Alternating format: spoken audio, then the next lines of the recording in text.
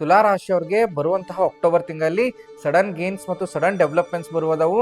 So ಯಾವ ರೀತಿ developments ಬರ್ತಾವಂತ ತಿಳ್ಕೊಳ್ಳೋದಕ್ಕೋಸ್ಕರ ಈ ವಿಡಿಯೋನ ಎಂಡ್ವರೆಗೂ ನೋಡಿ.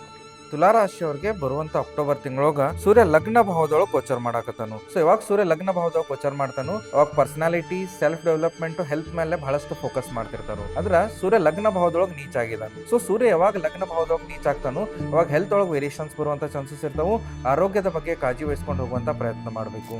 ಇಲ್ಲಿ 11th ಹೌಸ್ ಲಾರ್ಡ್ನು ಸಹಿತ ಲಗ್ನ ಭಾವದೊಳಗೆ ಗೋಚರ ಮಾಡಾಕತ್ತಾನು. ಇದರಿಂದ ಏನಾಗ್ತೈತೆ ಅಂತಂದ್ರೆ ಯಾರ ಪ್ಲಾನಿಂಗ್ಸ್ ಅದಾವ ಆ ಪ್ಲಾನಿಂಗ್ಸ್ ಒಳಗೆ ಎಕ್ಸಿಕ್ಯೂಷನ್ ಸಕ್ಸಸ್ ಸಿಗೋದೈತಿ. ಗೇನ್ಸ್ ಮತ್ತು ಫುಲ್ಫಿಲ್ಮೆಂಟ್ಸ್ಗಳಾಗುವಂಥ ಚಾನ್ಸಸ್ ಅದಾವು. ಅದರ ಸಂಬಂಧ ನಿಮ್ಮ ಪ್ಲಾನಿಂಗ್ಸ್ ಮೇಲೆ 100% ಫೋಕಸ್ಡ್ ಆಗಿರುವಂಥ ಒಂದು ಪ್ರಯತ್ನವನ್ನು ಮಾಡಬೇಕು. ಮೂಡ್ಸಿಗೆ ರಿಲೇಟೆಡ್ ಅಥವಾ ಮೂಡ್ ಸ್ವಿಂಗ್ಸಿಗೆ ರಿಲೇಟೆಡ್ ಏನಾರ ಪ್ರಾಬ್ಲಮ್ಸ್ ಇದ್ದು ಅಂದ್ರೆ ಅವು ಸಹಿತ ಈ ಮಂತೋಗ ತುಲಾ ರಾಶಿಯವರಿಗೆ ಕ್ಲಿಯರ್ ಆಗ್ತಾವೆ. ಇದರ ಬಗ್ಗೆ ಒಂದು ಬಹಳ ಪವರ್ಫುಲ್ ಲೈಫ್ ಇನ್ಸೈಟ್ನ ಕೊಡ್ತೀನಿ. ಈ ತಿಂಗಳು ಸಾಧ್ಯವಾದಷ್ಟು ಪೇಷನ್ಸಿಂದ ಹೋಗುವಂಥ ಪ್ರಯತ್ನ ಮಾಡಬೇಕು. ಇಮೋಷನ್ಸ್ನ ಬ್ಯಾಲೆನ್ಸ್ ಮಾಡ್ಕೋಬೇಕು. ಇದರ ಜೊತೆಗೆ ಸೆಲ್ಫ್ ಹ್ಯಾಪಿನೆಸ್ ಬಹಳ ಅಂದ್ರೆ ಬಹಳ ಇಂಪಾರ್ಟೆಂಟ್ ಇರ್ತೈತಿ. ಇದರ ಜೊತೆಗೆ ಒಂದು ಹೆಲ್ತ್ ಟಿಪ್ಪನ್ನು ಹೇಳ್ಕೊಡ್ತೀನಿ.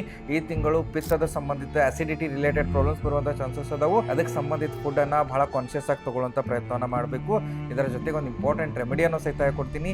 ಈ ತಿಂಗಳು ಸಾಧ್ಯವಾದಷ್ಟು ಜಾಗರಿ ಕನ್ಸಂಪ್ಷನನ್ನು ಅವಾಯ್ಡ್ ಮಾಡ್ಕೊಳ್ಳಿ. ನಿಮಗೇನಾದರೂ ಅಕ್ಟೋಬರ್ ತಿಂಗಳ ಡಿಟೇಲ್ಡ್ ಪ್ರಿಡಿಕ್ಷನ್ಸ್ ಬೇಕಾಗಿದ್ದಲ್ಲಿ ಕಮೆಂಟಲ್ಲಿ 7 ಅಂತ ಟೈಪ್ ಮಾಡಿ ನಮ್ಮ ಪೇಜ್ನ ಫಾಲೋ ಮಾಡಿ. ಈ ಪ್ರೊಸೆಸ್ನ ಆಟೋಮೇಟ್ ಮಾಡಿದ್ದೀವಿ. ಫಾಲೋ ಮಾಡಿದರೆ ಮಾತ್ರ ಪ್ರಿಡಿಕ್ಷನ್ಸ್ ನಿಮಗೆ DM ಆಗುತ್ತೆ. ಎಲ್ರಿಗೂ ನಮಸ್ಕಾರ.